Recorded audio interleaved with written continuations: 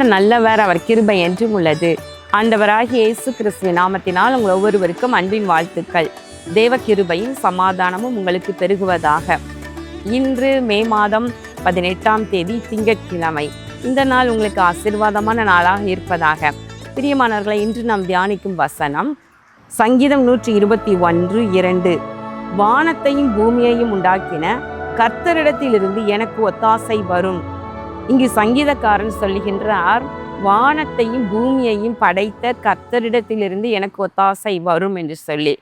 பிரியமானவர்களே, இன்றைக்கு நம்ம மனிதர்களிடமிருந்து நமக்கு ஒத்தாசை வந்து விடாதா?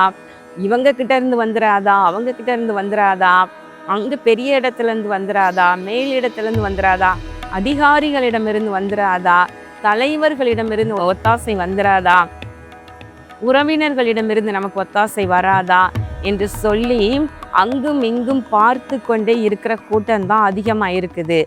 ஆனால் இங்கு வசனம் சொல்கிறது பாருங்க, எனக்கு ஒத்தாசை வரும் பர்வதங்களுக்கு நேராக என் கண்களை ஏறெடுக்கிறேன். யாருக்கு நேராக நான் என் கண்களை ஏறெடுக்கிறேன், யாரை நோக்கி பார்க்கிறேன் என்றால், எனக்கு ஒத்தாசை வரும் பர்வதம், இங்கு இருந்து எனக்கு ஒத்தாசை நிச்சயமாக வரும், இவரிடம் இருந்து எனக்கு நிச்சயமாக உதவி வரும், ஹெல்ப் வரும் என்று சொல்லி ஒரு விசுவாசத்தோடு ஒத்தாசை வரும் பர்வதங்களுக்கு நேராக என்று எழுதியிருக்கிறது. பர்வதங்களுக்கு நேராக பிதா, குமாரன், பரிசுத்த ஆவியானவராகிய திரியேக தெய்வத்திடம் இருந்து அவங்க தான் ஒத்தாசை வரும் பர்வதங்கள். இங்கு இருந்து நமக்கு ஒத்தாசை வரும் என்பதை அறிந்து கொள்வோமானால் நாம் அங்கே நோக்கி பார்ப்போம். அவர் யார் என்றால் சாதாரணமானவர் அல்ல, வானத்தையும் பூமியையும் உண்டாக்கினவர். ஆமென். அவர் வானத்தையும் பூமியையும் உண்டாக்கினவர். நான் என்னுடைய செய்தியில் நான் சொல்லும் பொழுதெல்லாம் அடிக்கடி ஆண்டவரை குறித்து சொல்லும் பொழுது, அவர் வானத்தையும் பூமியையும் உண்டாக்கினவர், வானத்தையும் பூமியையும் சமுத்திரத்தையும் அவைகளில் உள்ள எல்லாவற்றையும் உண்டாக்கினவர் நமது ஆண்டவர் என்று சொல்லி அடிக்கடி சொல்லுவேன் நான். அப்போ நமக்கு ஒத்தாசை வரக்கூடிய ஒரு இடம் எங்கிருந்து வருதோ அந்த இடம் சாதாரணமானது அல்ல, அது பலவீனமான இடம் அல்ல, அது குறைவுள்ள இடம் அல்ல, அது சம்பூரணமான ஆசீர்வாதங்கள் நிறைந்தவர். அவர் பலம் உள்ளவர். அவர் வானத்தையும் பூமியையும் தம் வார்த்தைகளினாலே சிருஷ்டித்த கர்த்தர். அவர் பலம் உள்ளவர். பலவீனமான மனிதர்களிடம் இருந்து நமக்கு ஒத்தாசை வர முடியாது. ஆனால் தாம் ஒருவரே ஞானம் உள்ள ஆண்டவரிடம் இருந்து நமக்கு ஒத்தாசை வரும். நம்முடைய பிரச்சனைகள், நம்முடைய பாடுகள், இவைகள் மத்தியிலும் அவைகளிலிருந்து எப்படி வெளியே வருவது என்பதற்கான ஆலோசனைகள், வழி நடத்துதல்கள், அதனோடு கூட கிரியை செய்வதிலும் அவர் வல்லமை உள்ளவர். அவர் ஆலோசனையில் ஆச்சரியமானவர், செயலில் மகத்துவம் உள்ள தேவன் என்று பார்க்கின்றோம். ஆண்டவர் நமக்கு ஆலோசனைகளை சொல்லி தள்ளி நிற்கிறவர் அல்ல, அவர் ஒத்தாசை அனுப்புவார், கிரியை செய்வார். அருமையாக நமக்கு உதவி செய்து நமக்கு என்ன தேவையோ, என்ன பிரச்சனையோ, என்ன விடுதலை வேண்டுமோ அதை நிச்சயமாக அருளி செய்வார். எசேக்கியா ராஜா என்கிற யூதாவின் ராஜாவை குறித்து நம்ம வாசிக்கின்றோம்.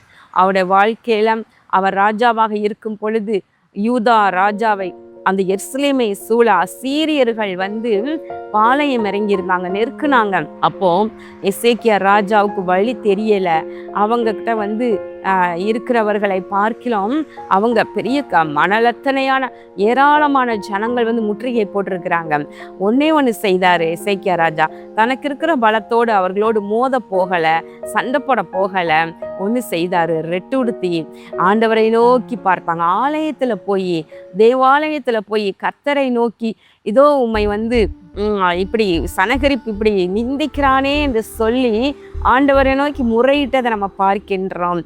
பிரியமானவர்களே, அதனோடு கூட இதோ பிரசவிக்க வேண்டியதா இருக்கிறது, அதற்கு பலன் இல்லை, யுத்தத்தை எதிர்கொள்ள வேண்டியதா இருக்கிறது, அதுக்கு பலன் இல்லையா ஆண்டவரே என்று சொல்லி கர்த்தரை நோக்கி முறையிடுகின்றார். ஒத்தாசை அனுப்புகிற தேவன் அவர் வானத்தில் இருந்து ஒரே ஒரு தூதனை அனுப்புகின்றார். அப்பொழுது கர்த்தருடைய தூதன் புறப்பட்டு அசீரியரின் பாளையத்தில் 185,000 பேரை சங்கரித்தான். இதோ அதிகாலமே எழுந்திருக்கும் பொழுது அவர்கள் எல்லாரும் செத்த பிரேதங்களாக கிடந்தார்கள்.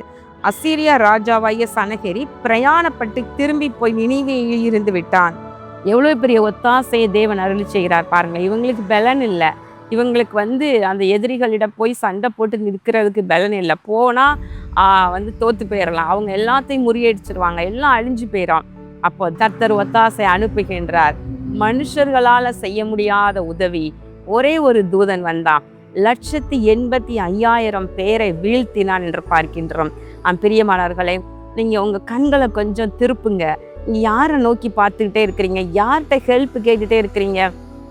உங்கள் சகோதரர்கள், உறவினர்கள் அல்லது மற்றவங்களை நோக்கி பார்த்துக்கிட்டே இருக்கிறீங்களா? நீங்கள் எனக்கு இந்த உதவி செய்யுங்க, என் பிள்ளைக்கு நீங்கள் ஃபீஸ் கட்டுங்க, என் பிள்ளைக்கு கல்யாணத்தை வச்சுட்டேன், அது தேவையை சந்திங்க, நான் வீடு கட்டுறேன், எனக்கு இவ்வளோ கடன் கொடுங்க, எனக்கு அதை செய்யுங்க, இதை செய்யுங்க, இந்த பிரச்சனையிலேருந்து எனக்கு உதவி செய்யுங்க. இன்னும் ஒரு சிலர் சொல்லுவாங்க, என் பிள்ளைக்கு யாருமே பொண்ணு பார்த்து தரமாட்டுறாங்க, மாப்பிள்ளை பார்த்து தரமாட்டேங்கிறாங்க, யாருமே எனக்கு ஹெல்ப் பண்ண மாட்டுறாங்க. நீங்கள் மற்றவங்களையும் பார்க்குறீங்க. கர்த்தர் உங்களுக்கென்று அவர் ஏற்கனவே எல்லாம் திட்டம் பண்ணி தீர்மானித்து வைத்திருக்கிறார். இங்கே அவரை நோக்கி பாருங்க. ஆண்டவர் நினைப்பாரு, என் பிள்ளை என்னை நோக்கி பார்க்கிறாளா, என் மகன் என்னை நோக்கி பார்க்கிறானா என்று சொல்லி பார்த்துக்கிட்டே இருப்பார்.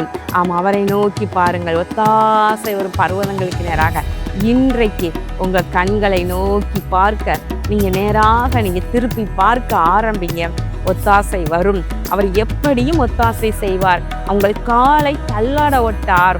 உங்களை காக்கிறவர் உறங்கார் என்று எழுதியிருக்கிறது. காலை தள்ளாட ஒட்டார், வெட்கப்பட விட மாட்டார், யார் முன்பதாக தள்ளாட விடவே மாட்டார். கண்களை மூடி ஜெபம் பண்ணுவோமா? எங்கள் அன்பின் பரலோக பிதாவே, இதோ இந்த நாளிலும் கூட நாங்கள் தியானித்த உடைய வார்த்தையின்படி ஆண்டவரே, உடைய பிள்ளைகள் ஒத்தாசை வரும் பர்வதங்கள் ஆகிய பிதாவாகிய தேவனே உம்மை நோக்கி, இயேசு மகாராஜாவே உம்மை நோக்கி, பரிசுத்த ஆவியானவரை உம்மை நோக்கி அவர்கள் பார்க்கட்டும். இதோ நீர் ஒத்தாசை அனுப்பி உடைய பிள்ளைகளை நீர் விடுவித்தருளும், காத்தருளும், ஆசீர்வதித்தருளும். இயேசு கிறிஸ்துவின் நாமத்தில் நல்ல பிதாவே, ஆமென். கர்த்தர் உங்களை ஆசீர்வதிப்பாராக. ஆமென்.